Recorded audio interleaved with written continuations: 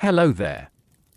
How are you tonight? Tonight, I want you to imagine something a little different, not the life of a queen, but the life of someone who stood silently beside her. You wake before the sun rises, in a quiet corner of a palace that never truly sleeps.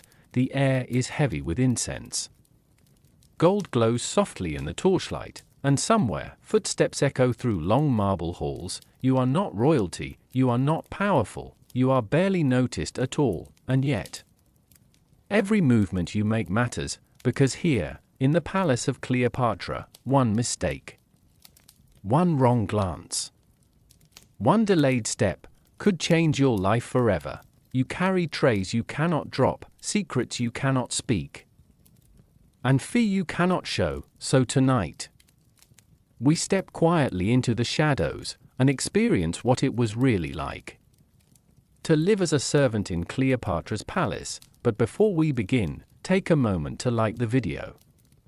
Subscribe if you enjoy these calm journeys through history, and let me know in the comments where you're listening from tonight. I always love seeing how far these quiet stories travel, sometimes further than Cleopatra herself ever did. Now, dim the lights, get comfortable, and let's step inside the palace. Very carefully, the first thing you notice is the silence, not the silence of emptiness, but the kind that feels alive. It hums softly beneath everything.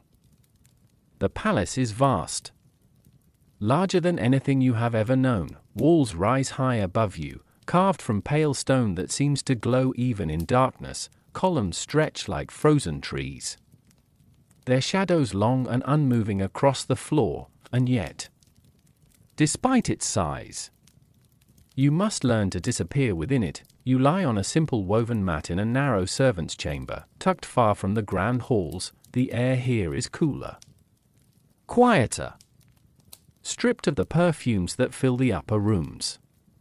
You do not wake because you are rested, you wake because you must. There is no bell, no voice calling your name, just a feeling, deep and instinctive, that it is time. Around you, others begin to stir, soft movements, fabric brushing against stone, a quiet breath held, then released. No one speaks. There is an unspoken understanding here. Words are unnecessary, and sometimes dangerous. You sit up slowly, careful not to make a sound. Even the smallest noise feels too loud in this delicate hour before dawn. Somewhere in the distance, a torch flickers. The scent reaches you first: myrrh, frankincense, something sweet and unfamiliar. It drifts through the corridors like a memory that does not belong to you.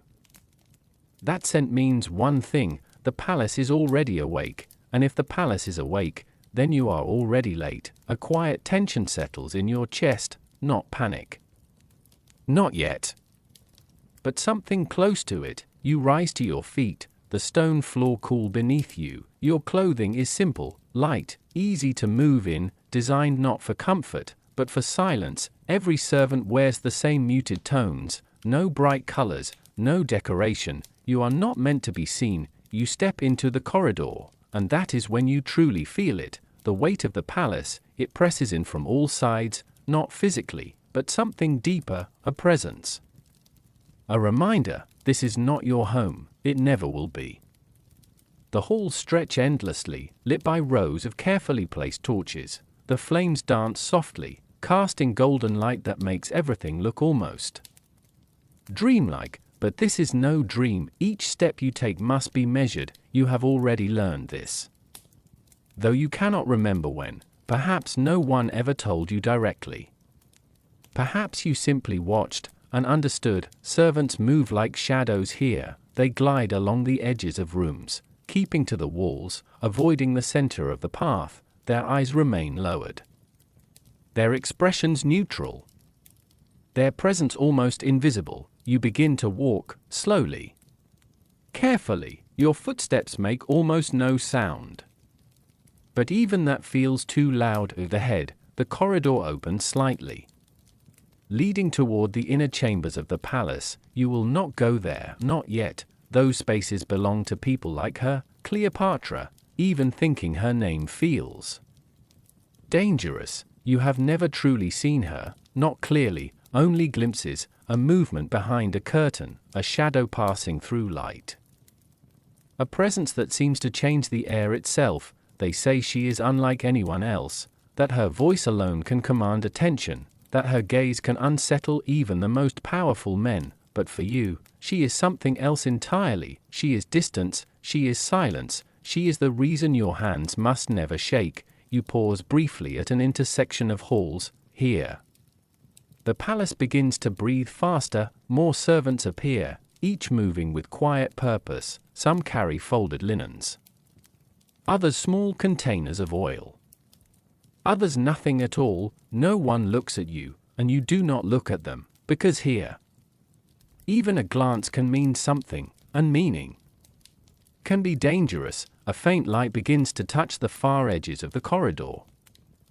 Dawn is coming, the palace will soon awaken fully, voices will rise, footsteps will quicken, orders will be given. But this moment, this quiet beginning, this is the only time the palace feels almost peaceful. You take one more step forward, then another, and without realizing it, you have already begun your day. The palace does not wait for the sun, it moves before it, and so must you. By the time the faintest trace of dawn begins to soften the horizon beyond the palace walls, you are already awake, already moving, already part of something much larger than yourself. The air feels different now, cooler than it will be in the hours ahead. But no longer still, there is a quiet urgency beginning to form, subtle, almost unnoticeable, yet impossible to ignore once you feel it. This is the hour of preparation, before voices rise, before sandals echo loudly against stone, before the palace reveals its full weight and rhythm. There is this moment, a fragile space in time, and in this space, everything must be made ready. You walk carefully through the corridor, your steps instinctively softer than the whisper of fabric against your skin. You have learned this without being taught, how to move without disturbing the air itself. Ahead, a faint glow spills from a narrow opening, not the wild flicker of torchlight, but something steadier, oil lamps. That means others are already at work. You approach slowly, pausing just before the threshold. Inside, a small group of servants kneels near low tables, their hands busy with delicate tasks, polishing bronze vessels, arranging small jars of scented oils, smoothing linen so fine it barely seems real. No one looks up as you enter, but they know you are there. They always know. You lower yourself to the ground beside an empty space, your movements deliberate, controlled, careful. There is no need for instruction. You begin. Your hands find a piece of linen, pale, almost luminous in the dim light. You fold it once, twice, aligning each edge with quiet precision. A single crease out of place would be noticed, not by you, and not by the others, but by someone higher, and that is enough. The silence in the room is not uncomfortable, it is expected. Words would only disrupt the rhythm, a rhythm that feels almost like breathing, slow, steady, shared. Occasionally, the soft clink of metal breaks the stillness, or the faint sound of liquid being poured from one vessel into another. Each sound is small, controlled, purposeful. Nothing here is wasted, not time, not motion, not attention. You glance, just briefly, toward the far side of the room. A narrow doorway leads deeper into the palace. Beyond it, the Queen's chambers. You lower your eyes immediately. Even looking too long in that direction feels like crossing an invisible boundary. You are not meant to think of her as a person, not really. She is something else, a presence, a force, the center around which everything moves. And right now, she still sleeps, or perhaps she does not. No one truly knows. There are whispers, sometimes quiet enough to vanish the moment they are heard, that she wakes earlier than anyone, that she walks her chambers in silence, that she watches more than she speaks, but whispers are dangerous things, and you have learned not to hold on to them. Instead, you focus on what is in front of you, the linen, the oil, the small, precise tasks that must be completed before the palace fully awakens. Time passes, though it does not feel like it. There are no windows here, no clear sign of the sun, only a gradual shift in the light. The soft glow of the oil lamps begins to fade as a cooler tone seeps into the edges of the room. Morning is arriving, and with it, a subtle change. One by one, the servants around you begin to move slightly faster, not rushed, never rushed, but more focused. More exact. The quiet urgency from before is now fully present, because soon she will wake. And when she does, everything must already be perfect. You finish folding the final piece of linen and place it carefully atop a small stack, each layer aligned, each edge flawless. Your hands pause for a moment, still listening. Somewhere in the distance, a sound, soft but unmistakable. Footsteps, not hurried, not heavy, measured, intentional, the kind of footsteps that do not belong to servants. The room changes instantly, not visibly, not dramatically, but you feel it. Every spine straightens slightly, every movement becomes even more precise. No one speaks, no one looks up, but everyone is aware. The footsteps pass somewhere beyond the walls, moving deeper into the palace, and then they are gone. The silence returns, but it is not the same silence as before. This one is heavier. You lower your gaze further, your hands resting lightly in your lap. The single thought settles quietly in your mind. She is awake, and now, the real day begins. The palace is fully awake now, not loudly, not all at once, but in layers. A distant door opens somewhere far beyond your sight. Soft footsteps begin to echo more frequently along the corridors. Fabric brushes against stone. A quiet voice murmurs, then disappears again into silence. The stillness of early dawn has passed. What remains is something more structured, more deliberate. This is when your true work begins. You rise from your place beside the low table, careful not to disturb the arrangement you and the others have spent so long perfecting. The folded linens remain untouched, the oils aligned, everything exactly where it must be. There is no signal to move, no command given. And yet, one by one, the servants begin to leave. You follow. The corridor outside feels different now. Where there was emptiness before, there is now movement, quiet, controlled, but constant. Servants pass by without acknowledging one another, each carrying something small but essential: a tray, a folded cloth, a sealed jar. Every object has a purpose, every person has a place, and you must not lose yours. You walk along the edge of the corridor, your gaze lowered just enough to remain respectful, but not so low that you cannot see where you are going. This balance is important. Everything here is a balance. Too slow, and you delay something unseen. Too fast, and you draw attention. Both can be dangerous. Ahead, the hallway begins to widen, opening into one of the palace's inner service areas. This is where tasks divide, where responsibilities are quietly passed from one set of hands to another. You step inside. The air is warmer here, filled with faint traces of fragrance and something else beneath it, something sharper, almost metallic. Bronze vessels are being polished nearby, their surfaces catching soft light and reflecting it in dull, shifting patterns. A servant passes you, carrying a shallow tray of small glass containers filled with oils. The liquid inside them glows faintly gold. Even in the subdued light, you instinctively step aside, not because you were told to, because you know. The tray must pass unhindered. Everything must.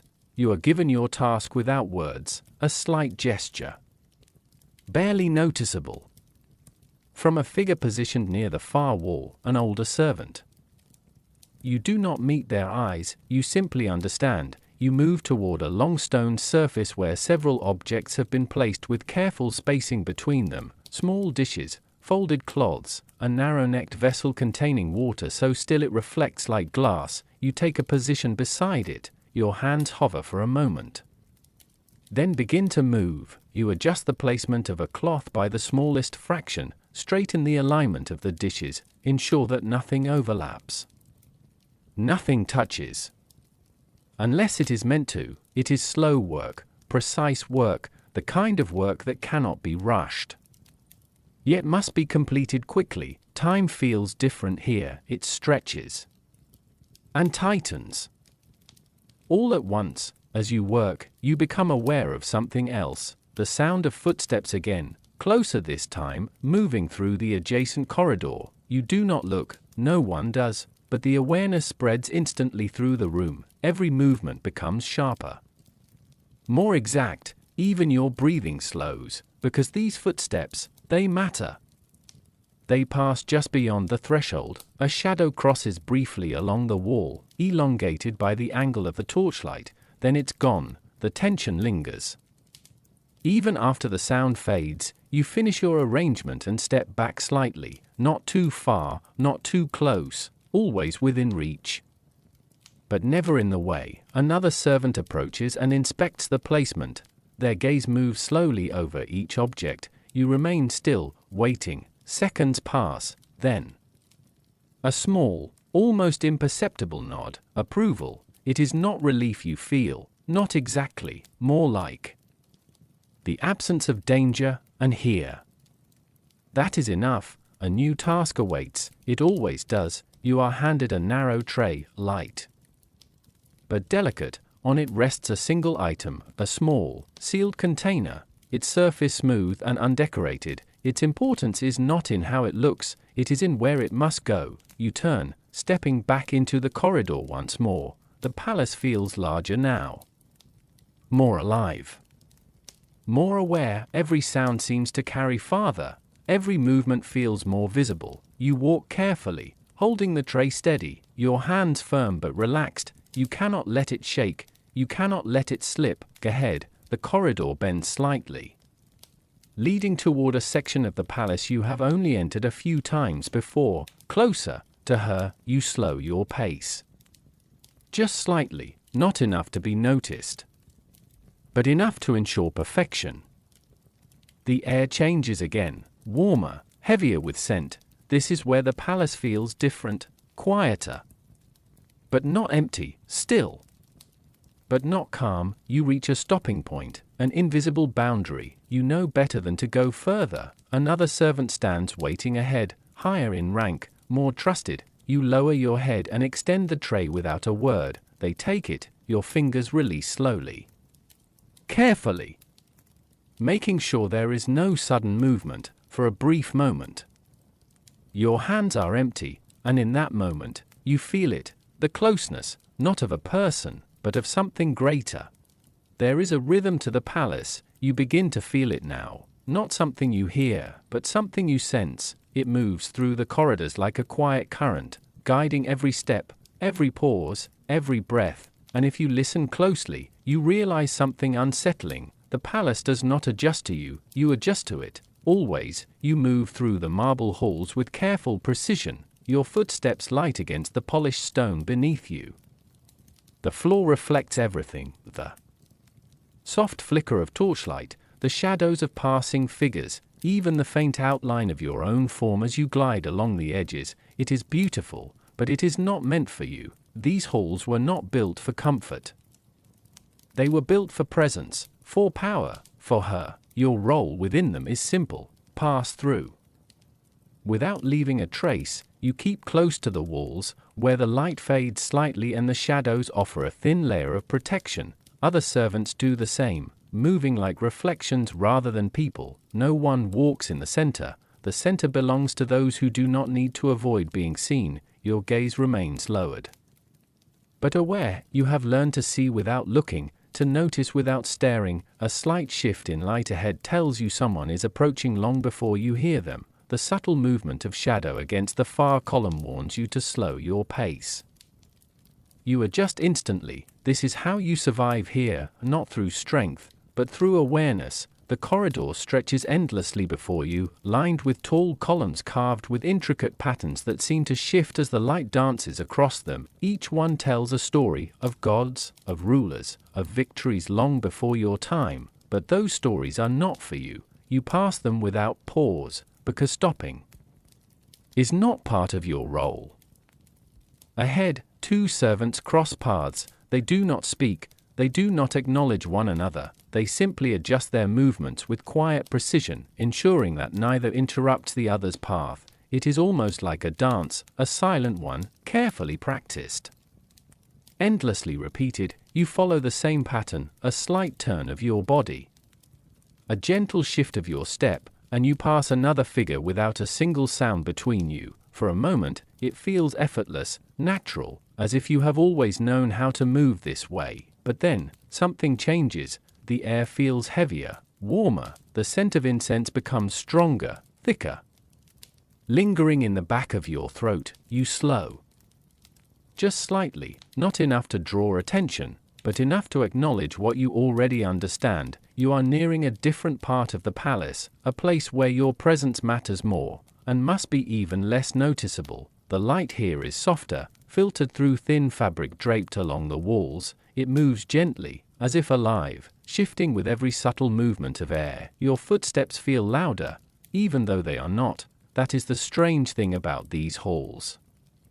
They make you feel seen, even when you are not. You continue forward, your hands empty now, your purpose simply to move, to be where you are needed next. But movement itself is a task, a test, because here, how you walk matters. You keep your shoulders relaxed, your head slightly lowered, your pace steady and unhurried, too slow. And you seem uncertain, too fast.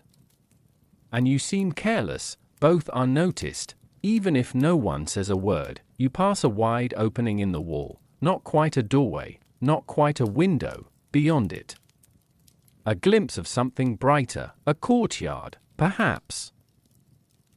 Sunlight beginning to spill across stone, touching the edges of greenery that you are not meant to step into. For a moment, you feel the outside world, the warmth of the rising sun, the openness of space beyond these walls. It is brief, gone as quickly as it appeared. You do not stop, you cannot, because the palace does not pause, and neither can you. Further ahead, the corridor narrows again, guiding you into a quieter section where fewer servants pass. The silence here is deeper, heavier, as if even sound is careful about where it travels. You sense it before you see it, another presence, not footsteps this time, not movement, something else, stillness, intentional stillness. You slow, just enough to remain controlled, and continue forward. At the far end of the corridor, a figure stands, unmoving, partially obscured by the soft drape of fabric hanging from above. You do not look directly, you do not need to. Everything in your body tells you what you already know. This is not someone like you. This is someone who watches, who notices, who remembers. You pass by carefully, your movements flawless, your gaze steady, your presence as small as possible. The air feels tighter as you move past, as if the space itself is holding its breath, and then, you are beyond it. The tension eases, just slightly, but it does not disappear, because now you understand something more clearly than before. The palace is not just a place, it is a system of eyes, of memory, of silent judgment, and every step you take within it is being recorded. Somewhere, by someone. Even if you never see them, you continue walking, quietly, carefully, as you always must, because here, even silence is something you have to get right. No one ever hands you a list. There is no scroll, no spoken oath, no moment where someone explains the rules, and yet, they exist. You feel them in everything, in the way people move, in the way they pause, in the way silence is used. Like a tool, the rules of the palace are not written, they are absorbed, slowly, carefully, over time, and once you understand them, you realize something unsettling. breaking them does not always bring punishment immediately. Sometimes, it brings something worse. You walk along a quieter corridor now, your task complete for the moment, your hands empty once again. This is when awareness becomes most important, because when you are not carrying something, you are carrying yourself, and that must be just as precise. A servant ahead of you slows slightly, just slightly. It is almost nothing, but it is enough for you to notice. You adjust your pace instantly, creating space without making it obvious. This is one of the rules. Never crowd another servant. Never force them to adjust because of you. You must move as if you are already expected, already accounted for. Another rule: you pass a narrow alcove carved into the wall. Inside it, a small statue stands, worn with time, its features softened by years of touch and dust. For a moment, your gaze lingers.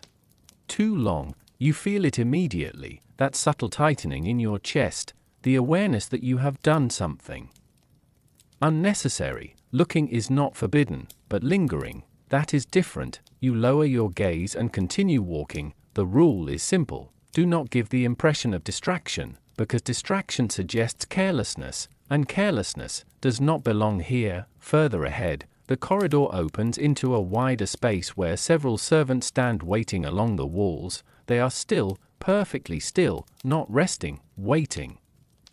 You understand without being told. You move to the edge and take your place among them. Your posture shifts, shoulders relaxed, head lowered, hands positioned calmly before you. There is a specific way to stand, not rigid, not loose, balanced, controlled. Another rule: time passes, or perhaps it doesn't. It becomes difficult to tell in these moments, because waiting is not passive here. Waiting is active. You must remain aware, present, ready to move the instant something changes. A faint sound echoes from the far end of the hall. Footsteps. You feel it before you hear it clearly, the shift in the air, the subtle tension that moves through the line of servants like a ripple. No one moves, but everyone prepares. Another rule: do not react too early, do not react too late. The timing must be exact. The footsteps draw closer, measured, unhurried, important. You lower your gaze further, not dramatically, just enough, because there is also a rule about that. Too much submission can be seen as weakness, too little as disrespect. Balance, always balance. The figure passes. You do not look, you do not move, but you feel it, the presence, the weight of it, like a shift in gravity itself, and then it is gone. The air loosens again. Slowly, carefully. No one exhales too quickly, no one relaxes too soon, because there is another rule: the moment after is just as important as the moment itself. Eventually, the line dissolves, not all at once, gradually, each servant leaving as if they were never there to begin with. You do the same, stepping back into motion, your body adjusting seamlessly from stillness to movement. As you walk, you begin to understand something more clearly than before. These rules, they are not just about obedience, they are about survival. Each one exists because someone, at some point, learned it the hard way. A misstep, a glance held too long, a movement made at the wrong time. You have never seen the consequences yourself, not directly, but you have seen the absence of those who made mistakes. That is enough. You turn into another corridor, quieter than the last. The light here is dimmer, the shadows deeper. It feels removed, almost forgotten. But even here, the rules follow. They are not tied to place, they are tied to you, to your awareness, to your ability to remain unseen. Even when you are present, your steps slow slightly as you approach a narrow passage. Two paths diverge ahead. For a brief moment, you hesitate. It is small, barely noticeable, but it is there, and in that hesitation, you feel something unfamiliar: uncertainty. It passes quickly. You choose a direction, continue forward, but the feeling lingers just beneath the surface, because now you understand something even more unsettling than the rules themselves. It is not just about knowing them, it is about never forgetting them, not even for a moment, because here, a single forgotten rule is all it takes. By now, you understand something essential. It is not enough to do your work well, you must do it without being noticed at all, not praised, not acknowledged, not remembered, because here, to be seen is not a reward, it is a risk. The palace is brighter now, morning has fully arrived, though you only feel it in fragments, in the softened light that slips through high openings.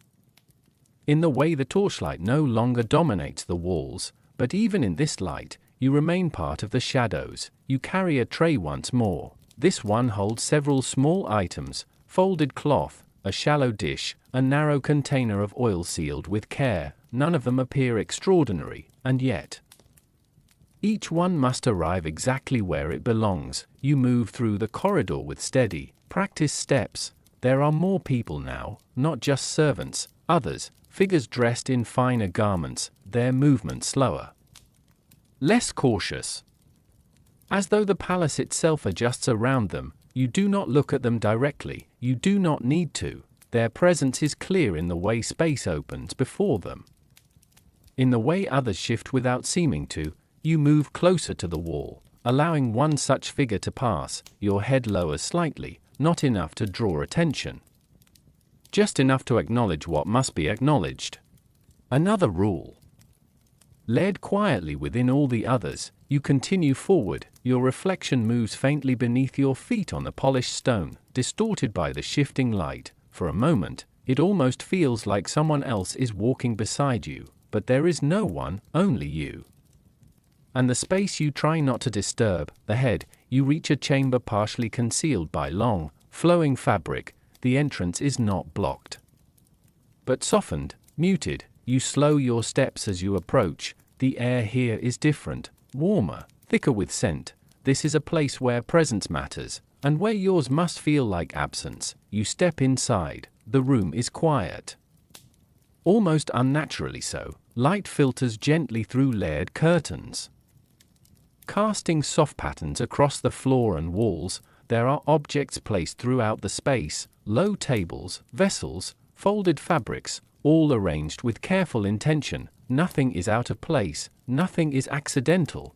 You move toward one of the tables. Your task is simple: replace what is there with what you carry, but even this simple act requires precision. You lower the tray slowly, carefully, your hand steady, your breathing controlled. You remove each item one by one, placing them exactly where they must go. A cloth aligned perfectly with the edge of the table, a dish positioned at a precise distance, the container set down without a single sound. You do not rush, but you do not hesitate either, because hesitation can be seen, and here, you cannot afford to be seen. A faint sound reaches you from beyond the inner curtains. Movement. Soft. Deliberate.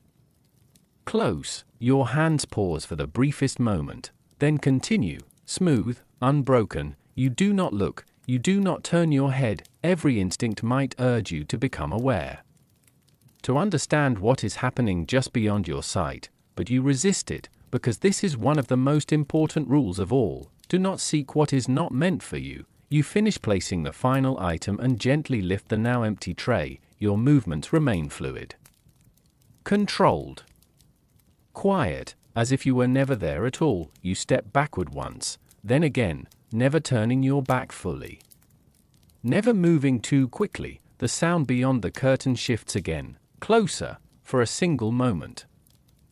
You feel it, the awareness, not yours, someone else's. You cannot explain it, you cannot confirm it, but it is there, a subtle sense that you are not alone in this space, and that your presence has been noticed. Your chest tightens slightly, not with fear, but with something quieter, something sharper. You lower your gaze further and continue stepping back until the soft fabric of the entrance is behind you once more. Then you turn, smoothly, without pause, and walk away. The corridor feels cooler now, lighter, but the feeling does not leave you. That brief moment, that almost imperceptible awareness, it lingers. You continue your path, your hand steady once again, your steps returning to their quiet rhythm. But something has changed. just slightly, because now you understand that even when you succeed, even when you move perfectly, even when you leave no trace, there is always a chance that someone, somewhere, still sees you, and here, that is something you may never truly escape. It does not happen often, at least. Not where you can see it. Mistakes, in the palace, are rarely loud, they do not announce themselves, they do not echo through the halls like shattered stone or raised voices, they happen quietly, almost invisibly, and yet, their consequences linger far longer than any sound ever could. You have never been told this directly, but you have felt it, in the way certain names are no longer spoken, in the way certain faces simply disappear, no explanation, no acknowledgement, only absence, and here, absence speaks louder than anything else. The morning continues as it always does, measured, controlled, precise. You move through your duties with steady hands and careful steps. Your awareness sharper now than it was before, because understanding the rules is one thing, understanding what happens when they are broken is something else entirely. You enter a smaller chamber, one you have been assigned to tend for the next part of your day. It is quieter here, tucked away from the main corridors, yet still touched by the steady rhythm of the palace. A low table stands near the center, already arranged with objects placed in deliberate order. You approach it. Slowly, your task is not to change it, but to maintain it, to ensure that nothing has shifted. Nothing has been disturbed. Nothing has fallen out of place. You begin your inspection. Your eyes move carefully over each item. A folded cloth, perfectly aligned, a small vessel, positioned at the exact edge of the table, a delicate dish, centered with quiet precision. Everything appears correct, and yet, something feels wrong. You cannot explain it at first. It is not obvious, not visible in the way a misplaced object would be. It is subtler than that, a difference so small it almost escapes notice. You lean slightly closer, just enough to see the cloth, one corner.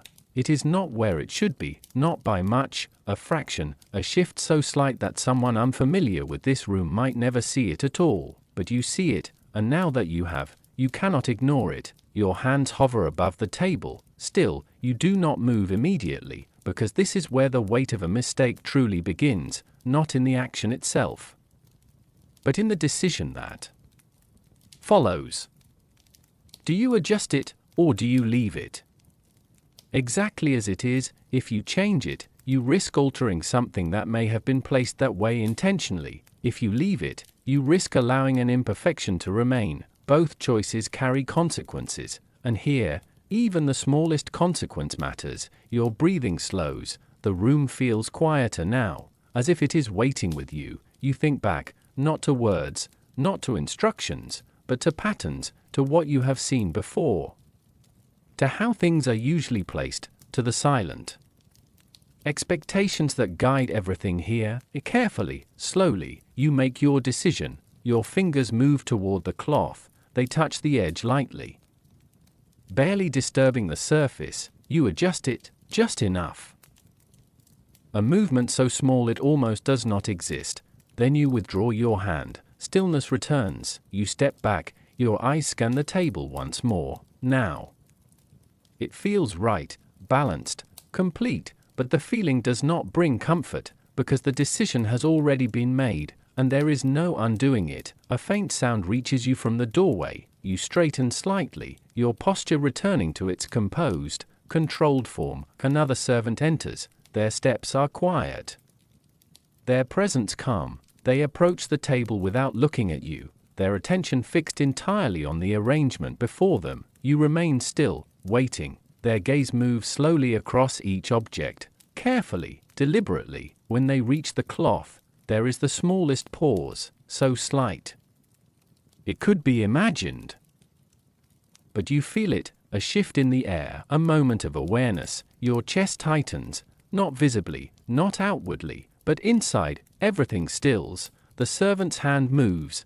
They touch the cloth, adjust it, again, another fraction, different from yours, more precise, more certain. Then They withdraw, silence, no reaction, no acknowledgement, they turn and leave the room as quietly as they entered, and just like that, it is over, or perhaps it has only just begun. You remain where you are for a moment longer, your gaze fixed on the table, on the cloth, on that single point of difference. You do not know if your choice was wrong, you do not know if it mattered.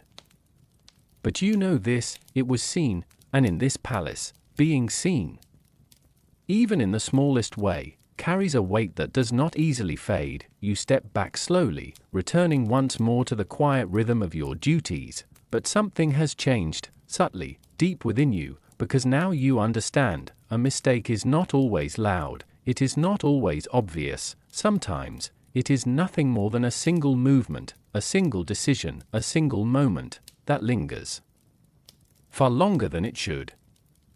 There is a difference between the palace you move through every day, and the spaces you are allowed to enter only when everything must be perfect. This is one of those spaces. You know it before you even arrive. The air changes first, becomes quieter, not in sound, but in presence. Even your footsteps feel softer here, as if the stone itself is asking you to be careful. You stop at the threshold. As always, no one tells you to, you simply know. Inside, the chamber of Cleopatra is not empty. It never feels empty, even when she is not present. Her presence remains. You step in slowly, your eyes lowered, your hands holding the items you have been entrusted with: folded linen, a small vessel of oil, and delicate scented cloths meant for the space she occupies. Everything is light, but everything matters.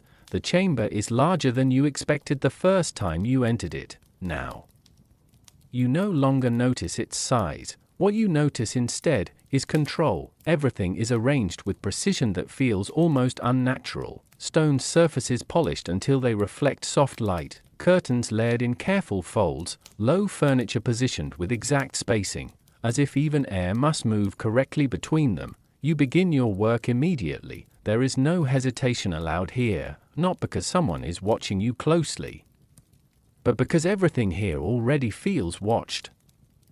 You move to the low table near the center of the chamber. Your hands place the folded linen first, slowly, carefully, each corner aligned with an invisible standard you have learned only through repetition and consequence.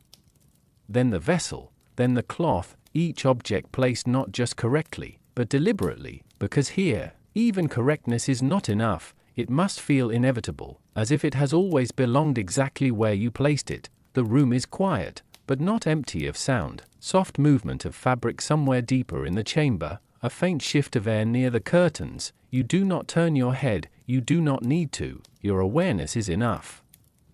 You continue your work along the edges of the room, adjusting what is already perfect, not to change it, but to ensure it remains untouched by accident. A cushion slightly rotated, a cloth smoothed without wrinkle, a surface checked for dust that may or may not exist. Each action is small, each action is controlled, and yet, each one carries weight, because this is not just a room, it is hers, Cleopatra's chamber, a place that belongs entirely to someone you may never fully see, but whose presence defines everything within it. A soft sound breaks the silence, a curtain shifting, not sharply, not dramatically, just enough to remind you that the space is not empty. You pause instantly, hands still, body steady. You wait, but nothing follows, no command, no movement toward you, no acknowledgement at all, only silence again. You resume, slower now, more aware than before. The air feels heavier in this part of the room. Not physically, but emotionally, as if every object here has been placed not only for function, but for meaning. You adjust a final piece of fabric near the edge of a resting area. The softness of it is unlike anything in the lower parts of the palace, fine, almost unreal. You let your hands linger only for a moment before stepping back.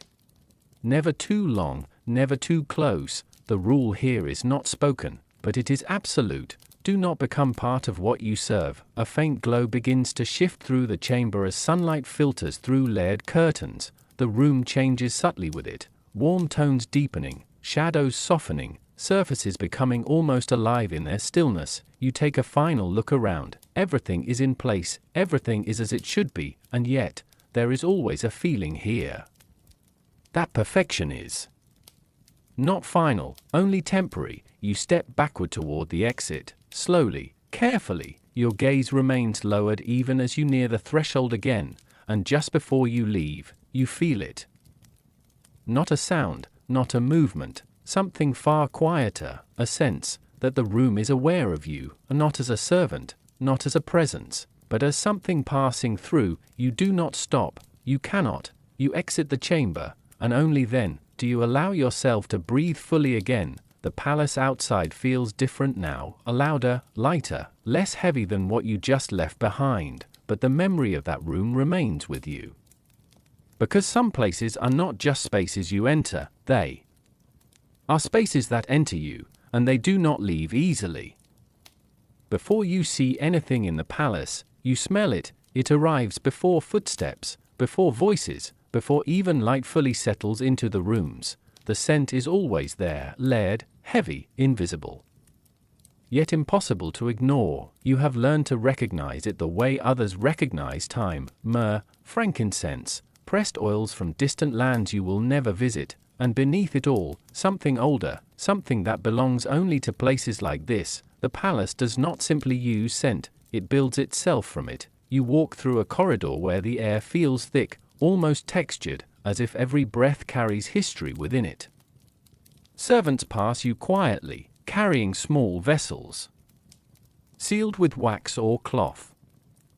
Each one holds something different, but all of them share the same invisible weight, fragrance. You do not stop moving, you never do, but your awareness sharpens here, because scent in the palace is not decoration, it is communication. It tells you where you are, what is happening, who has passed through recently, and sometimes, what you are approaching. The corridor opens into a preparation space where several servants work in silence. Low stone tables are lined with jars, bowls, and narrow containers filled with oils of varying colors, gold-tinted liquid, deep amber tones, dark resin-like mixtures that cling to the edges of vessels. You take your place without being told.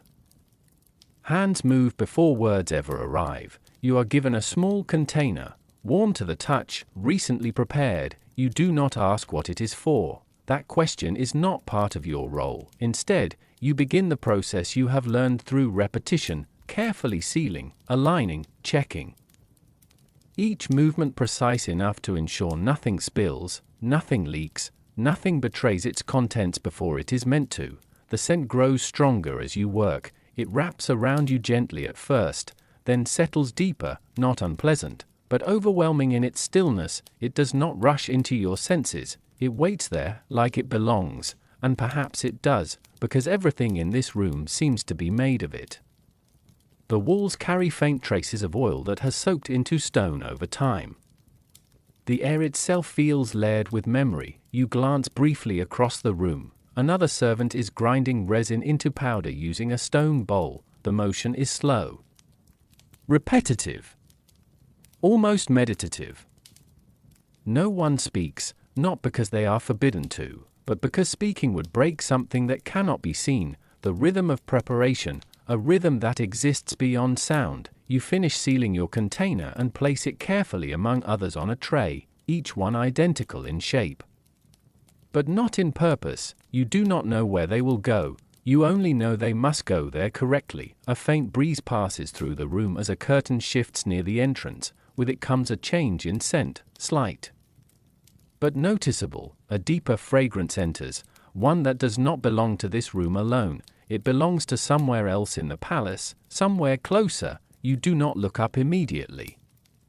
You wait, because you know this rule now without thinking. When something changes, you observe before you react. Only then do you lift your gaze slightly. A higher-ranking servant has entered. They do not announce themselves. They do not need to. Their presence alters the room without effort. The atmosphere shifts subtly, like water disturbed by a single drop. They move between the tables, inspecting without touching. Their eyes pause on certain containers longer than others. You Remain still, your hands resting lightly at your sides, breathing controlled. Invisible, the inspection continues, slow, quiet, unbroken. Eventually, the figure stops near your tray, you feel it before you see it, that subtle tightening in the room, the awareness of attention directed somewhere close to you, but not quite at you. A moment passes, then the figure moves on, no comment, no correction, no acknowledgement, and yet, something has been recorded. You can feel it in the silence that follows, not approval, not disapproval, just notice, and here, that is enough to matter. The servant exits as quietly as they arrived. The room exhales again, slowly returning to its steady rhythm of preparation and scent. You continue your work. But now the fragrance feels different, not stronger, not weaker, just aware, as if the palace itself is listening through it. You finish the final arrangement and step back from the table. Your task is complete, but the smell remains with you, clinging softly to your clothes, your skin, your breath. Even as you leave the room, even as you return to the corridors, it follows, not as something you carry, but as something that has already decided to stay. And in the palace of Cleopatra, even the air remembers you. Food in the palace is never just food, you learn that quickly. It is order, it is timing, it is trust.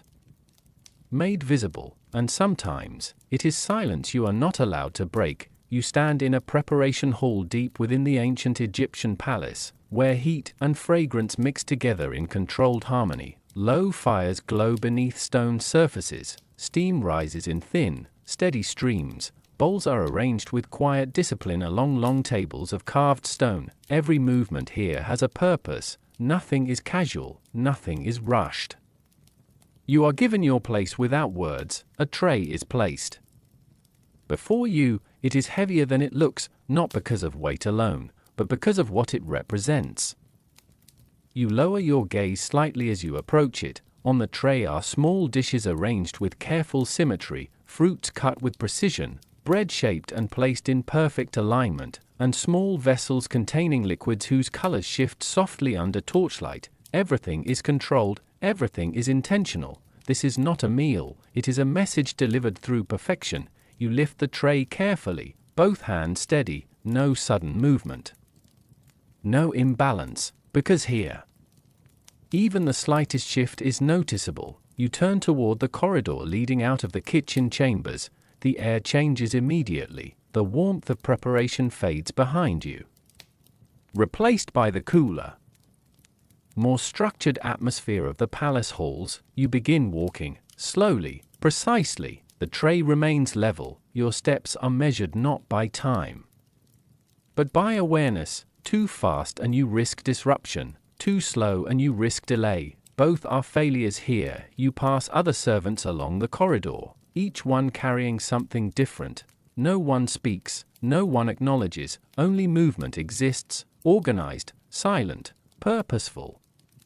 The palace feels larger when you carry something important, not physically, but emotionally, as if the responsibility stretches the space around you. You keep your eyes slightly lowered, but your attention sharp, because you know what is on this tray is not ordinary. It is meant for her, Cleopatra. Even the thought feels like a shift in pressure. You approach a junction where the corridor divides into familiar and restricted paths. You slow slightly. This is where control becomes critical. A high-ranking servant steps into view ahead. They do not block your path, they simply exist within it. You adjust instantly, angling your steps slightly to the side, offering space without breaking pace. A silent exchange of order. They glance briefly at the tray, not at you, never at you. Only what you carry matters here. A short nod follows. You continue. The corridor narrows as you approach the deeper sections of the palace in this ancient Egyptian royal complex, where light becomes softer and the walls feel closer, as if they are listening. The air grows subtly warmer again, not from fire, but from presence. You begin to sense it even before you arrive, the part of the palace where her influence feels strongest. You slow your breathing without realizing it, not out of fear, but out of instinct. Ahead, a guarded threshold appears. Two servants stand at either side. Motionless, they do not speak, they do not gesture, they simply allow passage when the time is correct. You stop at the designated point, carefully, perfectly aligned. The tray remains steady in your hands. A pause follows, not long, but long enough to feel measured. Then, a subtle motion from one of the attendants, permission. You step forward, but only just enough, never fully inside, never fully beyond. The tray is taken from you, your fingers release slowly, ensuring no sudden shift. For a brief moment, you are empty-handed, and in that emptiness, you feel something strange, the absence of responsibility. It feels almost unfamiliar now. The attendant disappears behind the threshold with the food. You remain outside, waiting. As always, there is no acknowledgement, no confirmation, only completion. Without visibility, you step back into the corridor once more. The palace feels quieter here, but not lighter, because even though the task is done, the meaning of it remains. Food is not just prepared here, it is delivered into presence itself, and you are only ever the bridge, never the destination. You continue walking, slowly returning to the rhythm of unseen labor, but something lingers now, a subtle awareness that somewhere behind those layers of fabric and stone, a meal you carried has arrived, and for a brief moment, your work has touched the most powerful. Silence in the palace. There is a skill you are never taught, not directly. No one sits you down, no one explains it, no one gives it a name, and yet, you learn it anyway, to watch.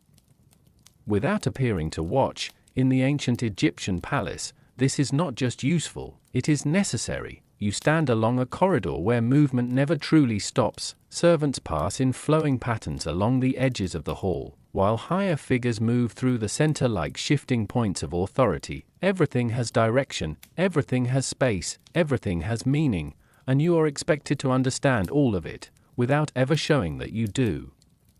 You keep your posture steady, your gaze lowered just enough to remain invisible, but not so much that you lose awareness of what surrounds you, because here, losing awareness is the first real mistake. A figure passes near you, dressed in finer linen, moving with slow certainty. You do not look directly, you do not need to. You notice them through reflection on polished stone, through the shift in surrounding footsteps, through the subtle reaction of other servants adjusting their positions.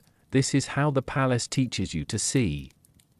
Indirectly, carefully, you continue walking, blending into the flow of movement along the corridor's edge. Your hands are empty now, which means your awareness must be sharper, because emptiness here does not mean rest. It means attention. Ahead, a wide opening reveals a larger hall inside the ancient Egyptian palace, where multiple corridors intersect.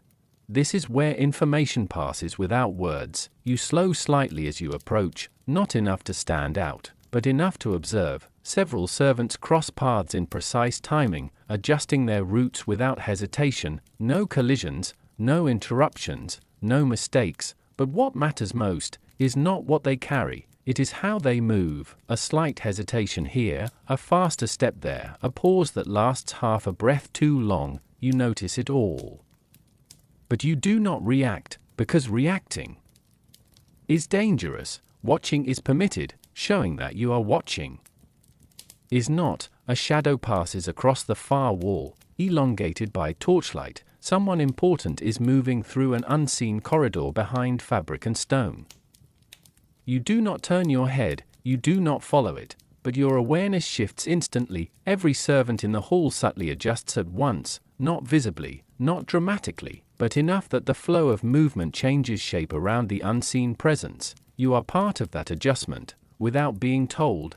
This is how the palace speaks, through movement, through silence, through reaction without acknowledgement. You continue forward, stepping into a slower moving stream of servants. Here, the air feels heavier, not physically, socially, as if attention itself is layered into the space. You pass a small alcove carved into the stone wall. Inside, a servant stands completely still, waiting, not resting, not hiding, waiting. Their posture is perfect, controlled, but their eyes are not fixed on anything directly. they are observing everything, without appearing to observe at all.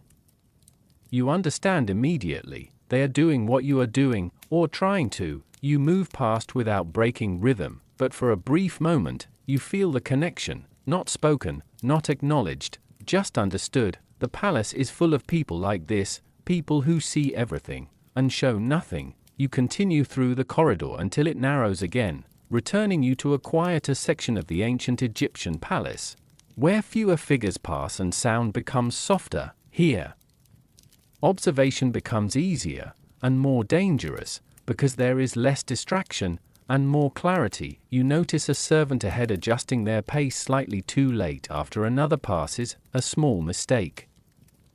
Almost nothing, but enough to feel wrong. You do not react, you do not judge, but you remember it, because memory is part of watching, and watching is part of survival. A soft chime-like sound echoes faintly from somewhere deeper in the palace, not a bell, not a signal you are meant to respond to, but something that still shifts attention across the halls. You see it happen, subtle, instant. Servants adjust their paths, postures tighten slightly.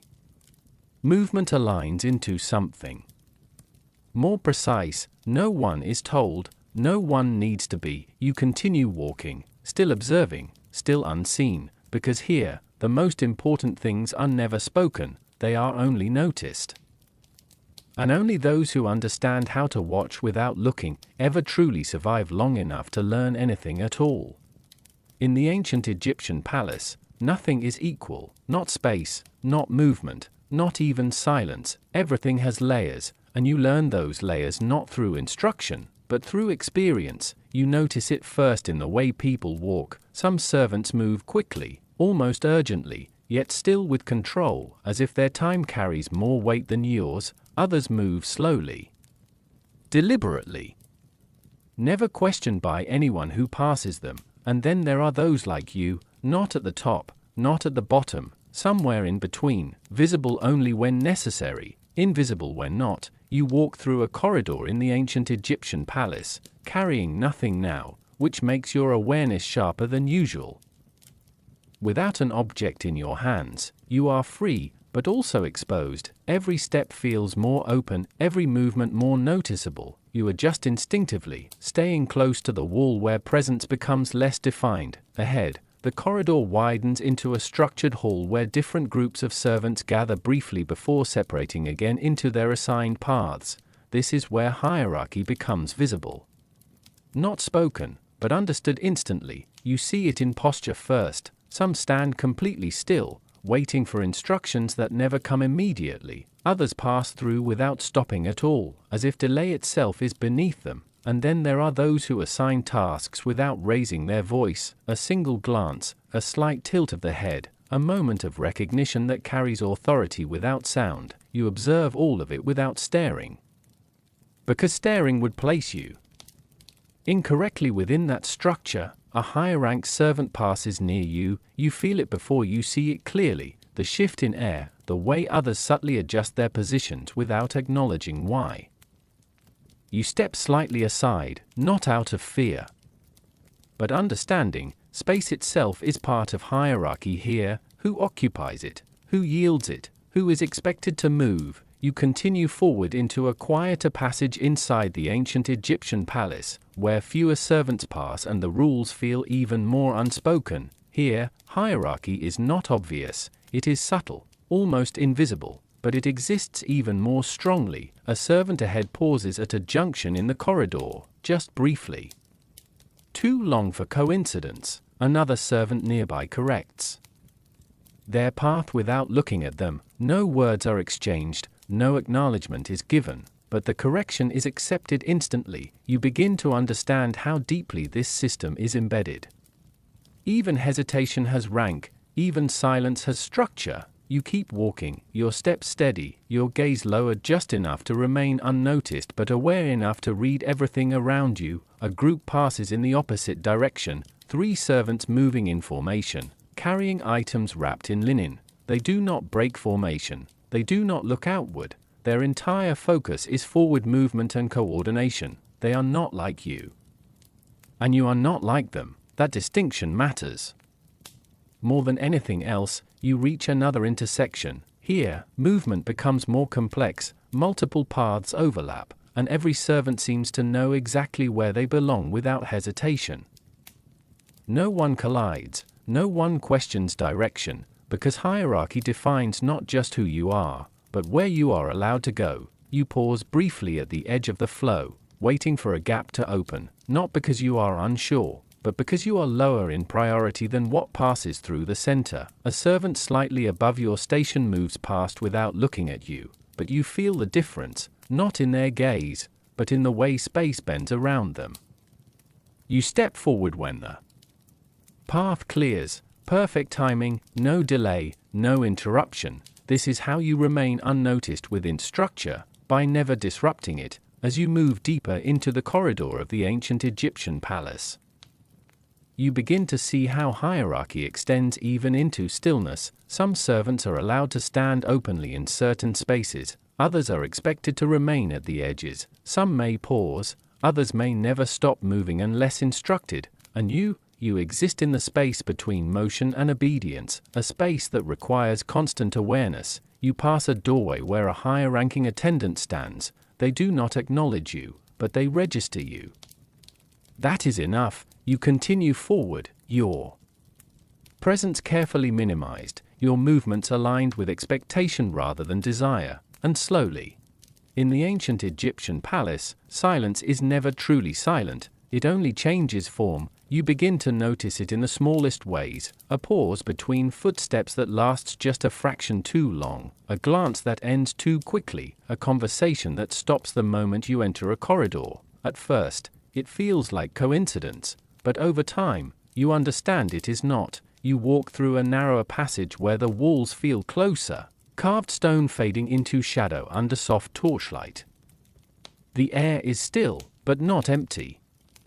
It carries something subtle, something that moves without moving, whispers, not spoken loudly, never openly, but carried between people who do not look at each other directly. You do not hear full sentences, only fragments, a name half-formed, a warning that dissolves mid-air, a reference to something you were never meant to understand. You do not stop walking, you never stop walking, but your awareness sharpens instantly, because here, information is not given, it is leaked. You pass a small grouping of servants near an alcove in the ancient Egyptian palace, their bodies angled slightly inward, forming a shape that blocks visibility from the main corridor. They are speaking, quietly, carefully, and the moment they notice movement near them, the sound disappears, not gradually, instantly, as if it had never existed at all. You continue forward without acknowledging it. That is the rule. If you did not hear it, it was never meant for you. But the mind does not forget so easily. Whispers remain even after silence returns. You begin to realize that the palace is filled with these invisible conversations, not all carried by words. Some by behavior, some by absence, some by the way people avoid certain names entirely. You turn into another corridor where light filters softly through high openings in the stone. Dust floats gently in the air, drifting like suspended time. A servant passes you quickly, head lowered slightly more than necessary. You notice it, not the movement itself, but the urgency behind it. Something is being avoided, something is being contained. You keep walking, but now your attention is divided, half on your task, half on everything around it. Ahead, two servants stand near a junction in the ancient Egyptian palace, positioned just far enough apart to appear casual, yet close enough that their conversation remains contained. Their voices are too soft to hear clearly, but you catch fragments. Dot was not supposed to. Dot she noticed. Dot not again. Then silence. They separate immediately as another figure approaches. You pass through without slowing, without reacting, without showing that anything was heard, but inside, something settles, not understanding, not clarity, just awareness that there is always more happening than what is visible. You move deeper into the corridor system, where the palace becomes quieter again, but now you know better. Quiet does not mean empty. It only means controlled. A small door in the wall stands slightly ajar ahead, not enough to be obvious, but enough to suggest recent passage. You do not approach it directly, you pass at a distance, and as you do, you catch another fragment of sound. A single word, unclear, but charged, you continue forward, because stopping would mean acknowledgement. An acknowledgement can turn a whisper into something real. Further along, you notice something else. The servants are not moving randomly today. Their paths are subtly adjusted. Corridors that were once busy now feel slightly redirected. Certain intersections feel less occupied. Something has changed, without announcement, without explanation. But clearly enough to be felt. You adjust your own movement instinctively, matching the flow, never resisting it. That is how whispers become structure in the palace. They begin as nothing, and end as something everyone obeys without ever being told why. You pass beneath a carved archway in the ancient Egyptian palace, where the stone above you feels heavier, as if it has absorbed centuries of unspoken words. For a moment, you imagine the palace itself listening, not metaphorically, but truly, listening through walls, through movement, through silence between people who refuse to speak openly. You shake the thought away gently, because thoughts like that are dangerous here. You continue walking. And somewhere behind you, the whispers begin again, not louder, not clearer, just continuing, as they always do, because in the palace of Cleopatra, secrets are never kept still, they only change where they are heard. In the ancient Egyptian palace, fear does not arrive suddenly, it settles, slowly, quietly, like dust gathering in places no one cleans often enough. You do not always notice it at first, not in yourself, not in others, but it is always there, shaping everything. You walk through a familiar corridor, one you have crossed many times before. The stone walls are the same. The torchlight is the same. Even the rhythm of footsteps around you feels unchanged, and yet, something feels different today, and not in the structure of the palace, but in the people within it. Servants move more carefully than usual, not slower, not faster, just more aware, as if every step is being measured against something unseen. You keep your gaze lowered as you pass them, but your attention is fully awake, because in the ancient Egyptian palace, awareness is the first defense against consequence. Ahead, you notice a small cluster of servants near a side corridor. They are not speaking, they are not moving, they are simply standing, still in a way that feels too deliberate to be rest. You do not approach directly, you pass at a distance, but you feel it immediately. The tension in the air, not loud, not obvious, but heavy enough that even silence feels compressed. Something has happened, or something is about to be noticed. You continue walking, because stopping is never the answer. Further along, the corridor opens into a wider hall where movement usually flows freely. Today, it feels restricted. Not physically blocked, but socially shaped. Servants adjust their paths earlier than necessary. They avoid certain intersections more than usual. They pause slightly before crossing open spaces. You observe all of it without changing your expression, because expression itself can be interpreted, and interpretation here is dangerous. You remember something without meaning to, not a rule, not an instruction, but a pattern. A servant once moved too quickly through a space like this. Another once hesitated too long at a threshold. Someone once failed to adjust their path in time. You never saw what followed directly, but you saw what came after. Absence, always absence. You turn into a quieter passage inside the ancient Egyptian palace, where the light grows softer and the walls feel closer again. Here, fewer people pass, but the air feels no lighter. If anything, it feels more concentrated. A servant ahead stops briefly near a doorway, not fully inside, not fully outside, just paused. A high-ranking figure approaches from the opposite direction. You slow instinctively, not out of fear alone, but recognition. The pause lasts a fraction too long. The high-ranking figure does not speak, they simply look, a single moment of attention. That is all. The servant who paused immediately steps aside. No correction is spoken, no punishment is shown. But something has shifted. You feel it even as you pass by, a quiet reassignment of importance, a silent repositioning of place, and the servant who made the mistake is now slightly different in relation to everyone else. You continue walking, because you understand now. Punishment here is not always visible, it is not always dramatic, sometimes it is subtle, a change in how people pass you, a delay in receiving tasks. A space where you are no longer placed. You pass through another section of the ancient Egyptian palace, where servants are gathered in smaller groups. Conversation is absent. Only observation remains, every movement feels intentional. Even stillness feels intentional, a faint sound echoes somewhere deeper in the palace, not a command, not a signal, just a shift in attention, and immediately, everything adjusts again. You see it happen without seeing it directly. Servants align their movement slightly, paths shift subtly, positions are corrected without instruction. Fear does not need words here. It only needs memory. You continue forward, keeping your pace steady, your expression neutral, your awareness fully open. Because the most important thing you have learned is this: fear is not what is spoken in the palace, it is what is understood without speaking, and once understood, it never truly leaves you, it only changes shape. You pass beneath another carved archway in the ancient Egyptian palace, where shadows stretch longer than usual. For a moment, you feel the weight of everything unspoken pressing gently against the air. Then you continue walking, as you always do, because in a place like this, fear is not something you escape, it is something you learn to walk through.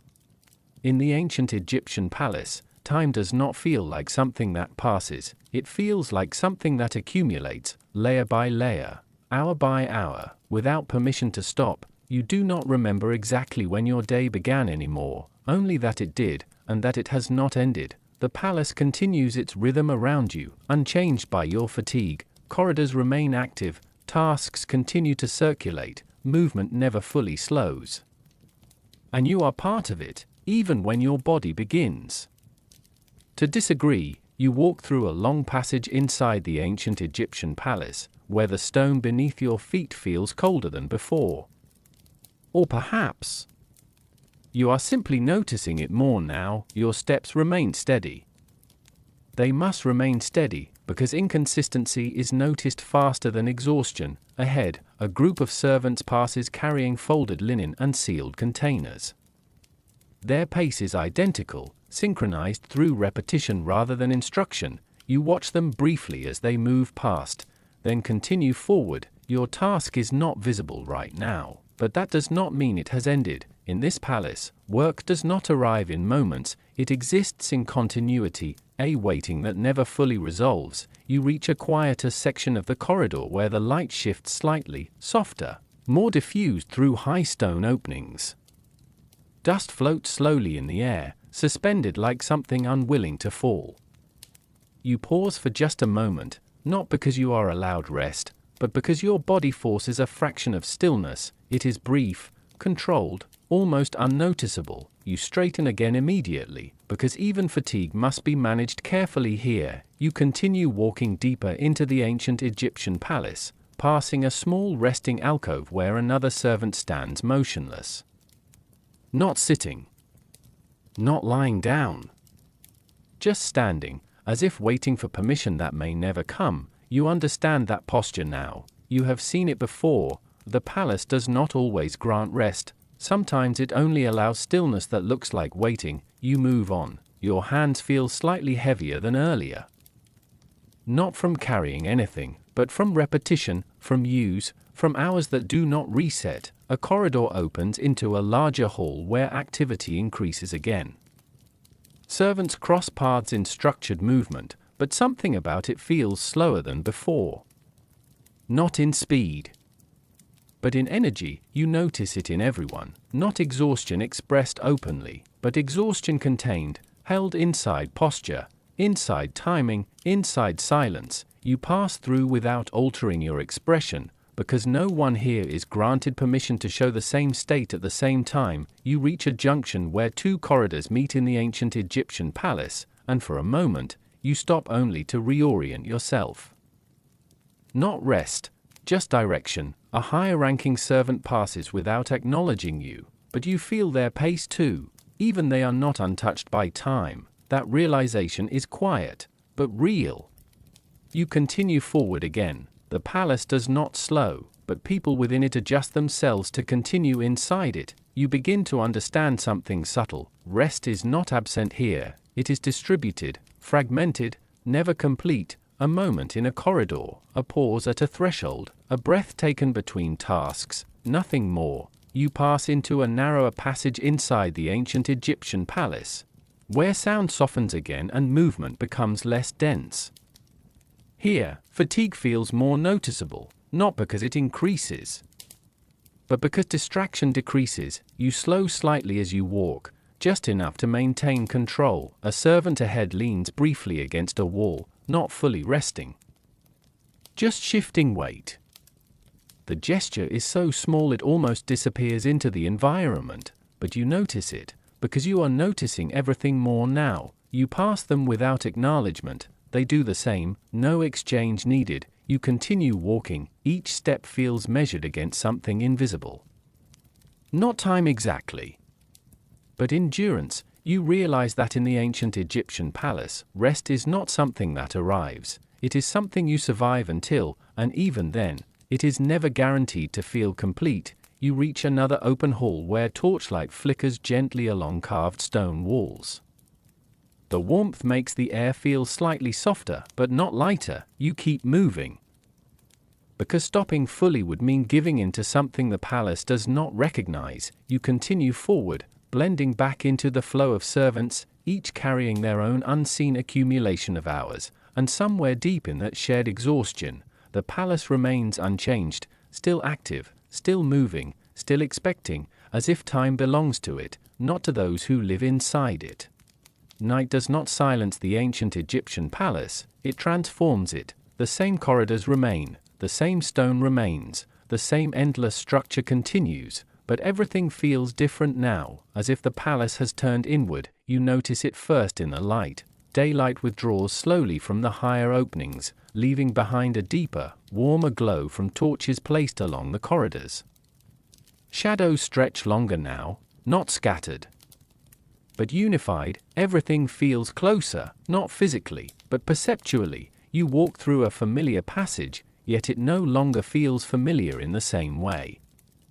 The silence between footsteps has changed. It is no longer filled with daytime urgency. Instead, it carries a heavier stillness, as if the palace is breathing more slowly. Servants move differently at night, not less, not more, just quieter, more intentional. You pass a junction where earlier in the day, movement was constant.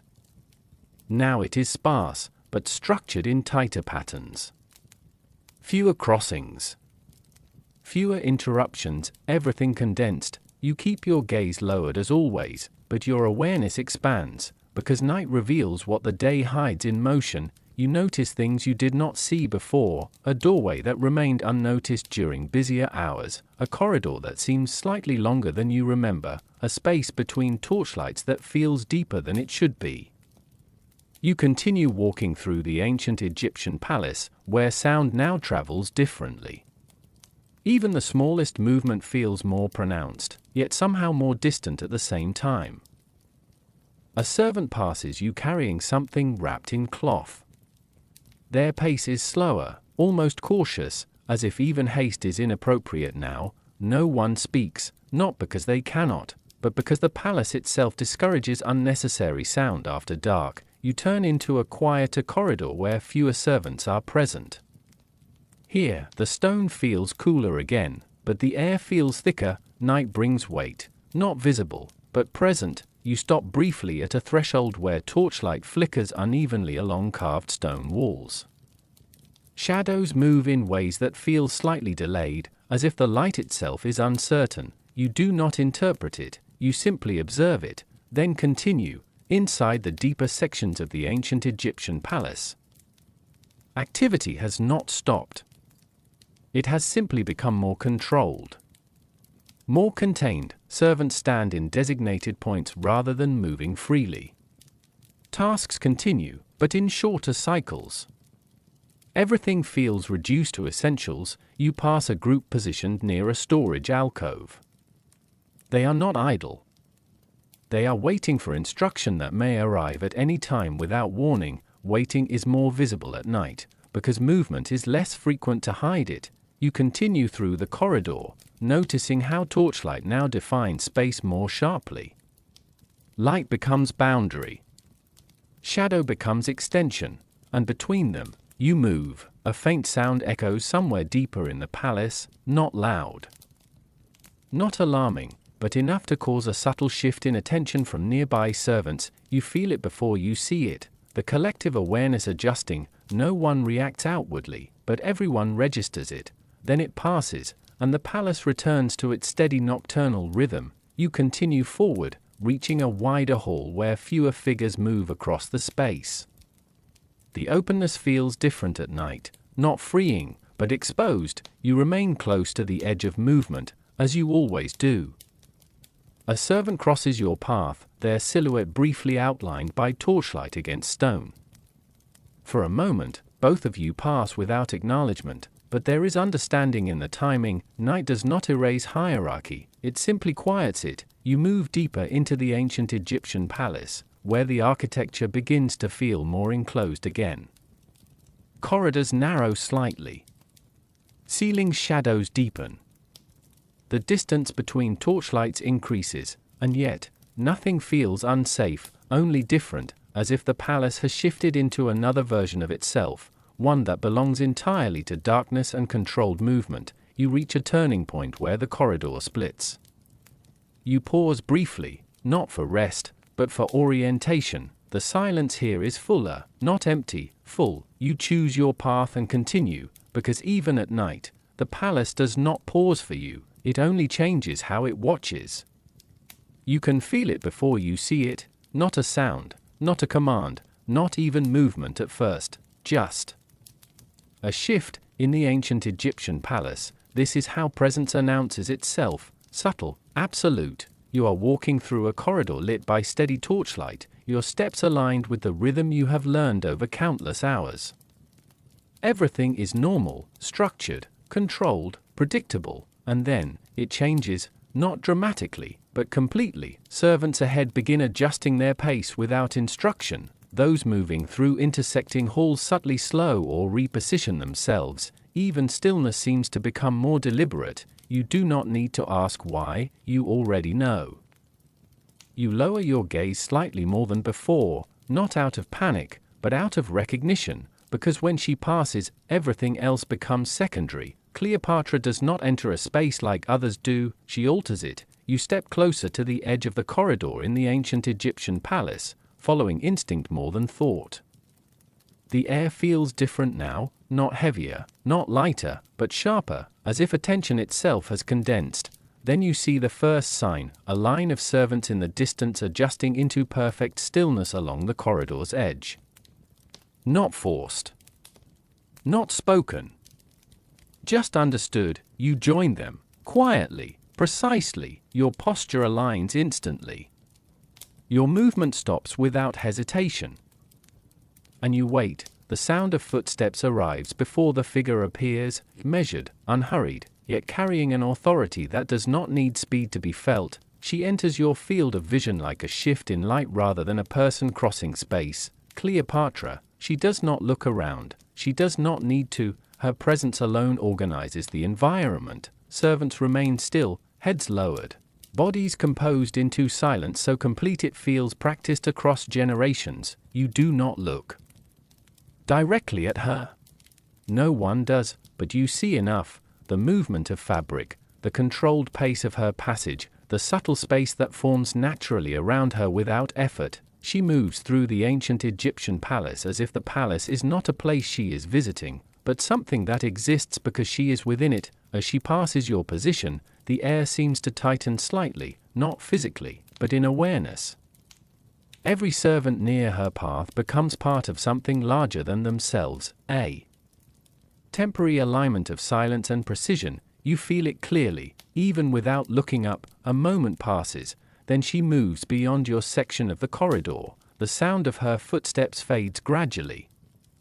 Not disappearing abruptly, but dissolving into the structure of the palace itself, and only then does movement begin again, carefully, slowly at first, as if the world is checking whether it is allowed to continue. You lift your gaze slightly, not fully, just enough to confirm the corridor has returned to its normal rhythm. Servants begin walking again, tasks resume, space becomes usable once more, but something remains behind, not fear, not awe, something quieter, awareness of how easily everything in the palace can be reorganized without a single word being spoken. You continue walking, but your steps feel slightly different now, not changed in direction, but in understanding. Because you have just witnessed something the palace never announces, not power expressed, but power moving, and once you see it, you do not forget how small everything else becomes in comparison. In the ancient Egyptian palace, nothing is truly locked, not stone, not corridors, not even the silence, but the mind. The mind is the only place no one can fully guard, at least not completely. You walk through a familiar passage, one that curves gently away from the central halls. The movement around you is steady again, returning to its controlled rhythm after the presence that passed earlier.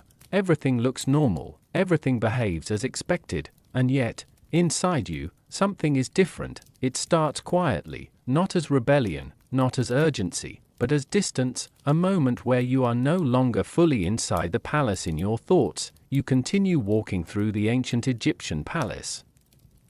Your steps automatic now, learned through repetition. Your hands are empty, your posture correct, your gaze lowered. From the outside, nothing has changed, but inside, you are somewhere else. You imagine space beyond the walls, not as escape, not as plan, but as possibility, a world without corridors that demand alignment, without footsteps that must match invisible timing, without silence that carries meaning you must decode. It is not a vivid dream, it is softer than that. More like an idea that refuses to disappear. You pass a narrow window carved into stone in the ancient Egyptian palace, where faint daylight filters in. For a moment, your attention shifts toward it. Beyond it, there is distance, land you have never walked, horizons you have only heard described, a sense of space that does not require permission to move through it. You do not stop, but your mind lingers there slightly longer than before. You continue forward, but the palace feels subtly less complete now. Not physically, but mentally, as if you are noticing its boundaries more clearly than usual. A servant passes you, their expression neutral, their movement precise. You mirror it automatically, but your thoughts are still elsewhere. You imagine silence that is not structured, time that is not assigned, movement that does not require awareness of hierarchy. The idea feels almost unfamiliar, and yet strangely natural. You turn into another corridor inside the ancient Egyptian palace, where torchlight flickers softly across carved walls. The rhythm of footsteps around you continues unchanged, but you feel slightly separated from it now, not physically, never physically, but internally, as if part of you is walking in the palace, and part of you is walking somewhere else entirely. You imagine standing in open air where no one adjusts their path for you, where silence does not carry instruction, where stillness is not assigned meaning. It is not a plan, just a thought without structure, but it returns again and again. You pass a group of servants near a storage alcove. Their movements are synchronized, precise, unquestioning. You move past them without breaking rhythm, but something within you hesitates for just a fraction longer than usual, not enough to be noticed, but enough for you to feel it, a small break in internal alignment. You continue forward quickly, correcting yourself instinctively, because even thoughts must remain controlled here, and yet, the idea does not disappear, it settles instead, quietly, deeply, like something you cannot remove, only carry. You reach a quieter section of the ancient Egyptian palace, where fewer footsteps echo and the air feels slightly less dense. Here, your mind has more space to drift again, and it does, briefly, Carefully, you think of a life where your movement is not observed in layers, where decisions are not filtered through consequence before action, where silence belongs to you, not the space around you. The thought is gentle, almost peaceful, but also distant, because you know you are still here, still inside these corridors, still part of this structure, still moving as expected. You continue walking, and slowly. The palace reclaims your attention through rhythm again, footsteps, corridors, movement, but something remains behind. Not rebellion, not escape, just awareness that your mind is larger than the space it moves through, and somewhere deep inside the ancient Egyptian palace, that awareness quietly continues, even when you do not look at it directly. Silence is not absence in the ancient Egyptian palace, it is structure, it is language, it is life itself, refined into something unspoken. By now, you no longer notice how often you do not speak, it has become natural, not enforced in the moment, but learned over time. Like stone shaped slowly by water that never rushes, you walk through a familiar corridor. The torchlight is steady, the stone walls unchanged. The rhythm of movement around you continues as always, precise, quiet, controlled, and yet, everything feels slightly softer now, not easier, not lighter, just accepted. You pass other servants in the ancient Egyptian palace, and no words are exchanged. None are needed. A glance that does not linger. A movement that adjusts without instruction. A path shared and then separated again. This is communication here, not speech, but alignment. You continue forward, your steps measured not by thought anymore, but by repetition so deep it feels like instinct. Your hands remain empty, your posture remains correct, your awareness remains active, but inside that structure, there is quiet, a kind of quiet that does not demand attention. A servant passes near you carrying folded linen. Their expression is neutral, their movement consistent with everyone else around them. You mirror the flow without effort, there is no decision in it anymore. Only continuation. You reach a broader hall inside the ancient Egyptian palace, where multiple corridors meet. Movement here is more visible, but no less controlled. Everything still follows invisible order. You stop briefly at the edge of flow, not because you are uncertain, but because the structure requires it. Then you continue. There is a moment where you realize something subtle. You are not thinking about what to do next, you already know. Your body has learned before your mind can question. This is what silence has become, not lack of sound, but lack of interruption. You pass through another corridor where the stone feels slightly warmer, as if holding memory of constant movement. Torchlight flickers softly, creating patterns that drift across carved walls. You notice everything, but you react to nothing, because reaction is no longer necessary. A group of servants stands briefly near a recessed alcove in the ancient Egyptian palace, waiting for instruction that does not need to be spoken aloud. You pass them without breaking rhythm. There is understanding in the spacing, in the timing, in the way everyone moves without needing explanation. You continue forward, and somewhere along the way, you realize something else. You are not just following silence anymore, you are part of it, not separate from it, not observing it, but existing inside it as naturally as stone exists inside walls. You turn into a narrower passage where fewer people move. Here, the quiet feels deeper, but not heavier. It feels familiar now. Like something you have always known, even before you understood it. A servant passes you, and for a brief moment, your movements align perfectly. No acknowledgement is given. None is needed. The alignment itself is enough. Then you separate again. You continue walking through the ancient Egyptian palace, your awareness steady, your pace unchanged, and you begin to understand something that cannot be taught. Silence is not something you enter, it is something you become, a way of existing where everything unnecessary has already been removed through repetition, awareness, and time. There is no end to the corridor you are in. Only continuation, and you walk through it as if you belong to it completely, because by now, you do. History is often told through names, queens, kings, empires, battles carved into memory, but in the ancient Egyptian palace, you begin to understand something different. There are always more lives than the ones recorded. You walk through the palace one last time in thought. The corridors are familiar now, almost too familiar. Torchlight still burns in steady rhythm. Stone still holds its quiet weight.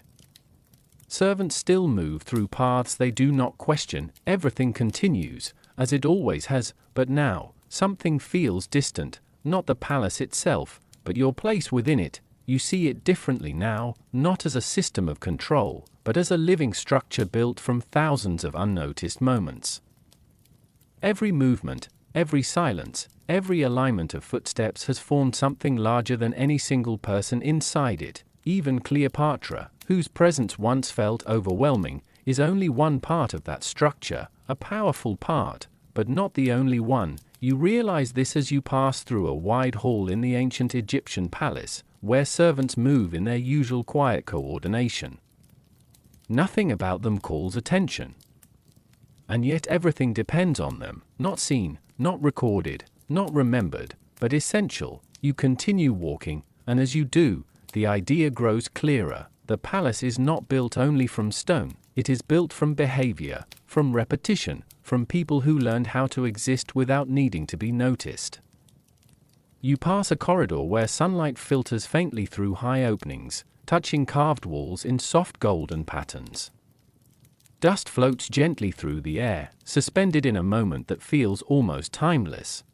For a brief instant, you imagine what it would be like for none of this to exist, not the palace, not the structure, not the roles, only open space. But the thought does not last long, because you are still here, and here has its own logic. You turn slowly into a quieter passage inside the ancient Egyptian palace, where fewer servants pass now.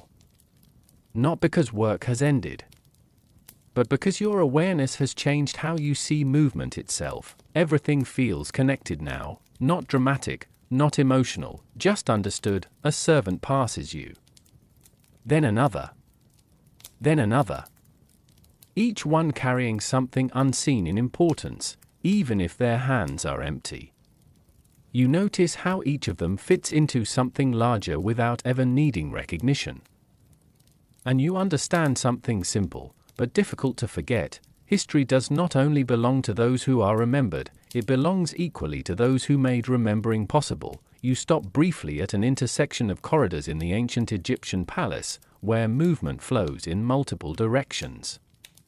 For a moment, you simply observe, no judgment, no interpretation, just awareness. Then you continue walking, because that is what life here has always been, not arrival, but continuation, not recognition, but participation. And as you move forward, you realize the most important truth of all: the palace will remain long after any single life within it ends. Its corridors will still exist. Its silence will still carry meaning, its structure will still guide unseen movement. And those who once walked through it will become part of its memory without ever being named. You pass beneath one final archway in the ancient Egyptian palace, feeling the weight of everything that has come before. Not as burden, not as sadness, but as understanding, because now you see it clearly. The invisible lives of history were never invisible to the palace itself, only to those who wrote history afterward. And as you continue walking, the question remains, quiet and unspoken: how many worlds like this have existed, where the most important lives were never the ones recorded at all? Good night.